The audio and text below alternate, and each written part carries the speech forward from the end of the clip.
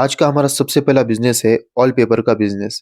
ये एक future business है, क्योंकि अब इंडिया में इसका ट्रेंड बढ़ चुका है।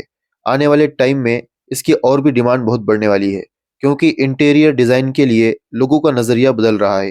पेंटिंग करना ये एक पुरानी बात हो चुकी है। सिर्फ बड़े-बड़े ऑफ़िस ही नहीं, लोग अपने घर में ही वॉलपेपर डिज़ाइन का इस्तेमाल कर रहे हैं और ऐसा करें भी क्यों नहीं? क्योंकि पेंटिंग से कम खर्चे में अपने घर को एक बढ़िया लुक दे पा रहे हैं। आजकल ऐसे-ऐसे 3D वॉलपेपर आ रहे हैं, जिन्हें देखकर आप पहचान ही नहीं सकते कि ये वॉलपेपर है। बिल्कुल रियल डिज़ाइन लगती है। मार्केट में तरह-तरह के वॉलपेपर अवेलेबल है, जिनकी क्वालिटी भी काफ़ी अच्छी होती है।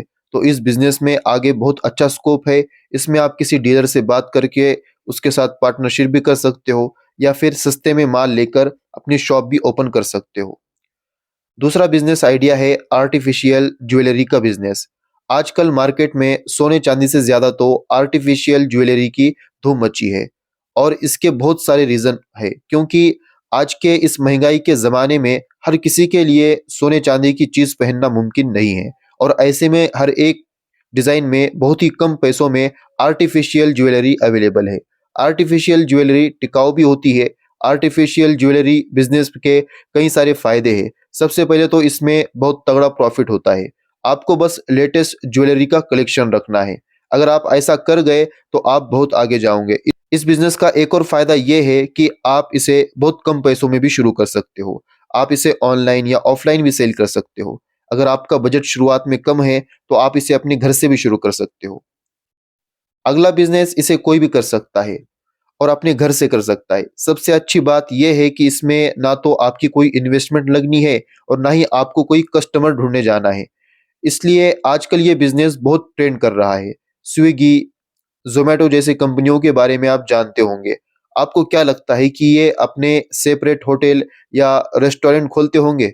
बिल्कुल नहीं, बल्कि मार्केट में अवेलेबल होटल और रेस्टोरेंट से इनका टाई अप होता है। ये कस्टमर से मिले ऑर्डर को उस रेस्टोरेंट से कस्टमर के घर तक पहुँचाते हैं। इनका बस इतना ही काम होता है। अगर आप अपने घर के किचन में लोगों का मनपसंद खाना बनाकर इन जैसे ऑनलाइन प्लेटफ़ॉर्म के ज़रिए कस्टमर तक पहुँचाते हो, तो इसे क्लाउड किचन बिज़नेस कहा जाता है। ये बिज़नेस अच्छा इसलिए है क्योंकि आप जानते हैं कि क्लाउड किचन में बनने वाला खाना और बड़े-बड़े रेस्टोरेंट में बनने वाला खाना, इन दोनों के खर्चे में ज़मीन आसमान का फ़र्क होता है। घर के खाने में बहुत कम खर्चा आता है, इसलिए आपको ज़्यादा से ज़्यादा ऑर्डर मिलते हैं और आप ज़्यादा पैसे कमाते हो। जब कस्टमर ऑर्डर करते हैं तो इसका नोटिफ़िकेशन आपके पास भी आता है। बस आपको ऑर्डर के मुताबिक वो फूड तैयार करना है, वो खाना तैयार करना है। फिर इन कंपनियों के यानी ये स्विगी और ज़ोमैटो जैसे कंपनियों के डिलीवरी बॉयज़ वो खाना उठाकर कस्टमर के घर तक पहुँचाते हैं। इसके बाद प्लेटफ़ॉर्म के कुछ पैसे काट कर बाकी के पैसे आपके बैंक अकाउंट में ट्रांसफ़र कर दिए जाते हैं।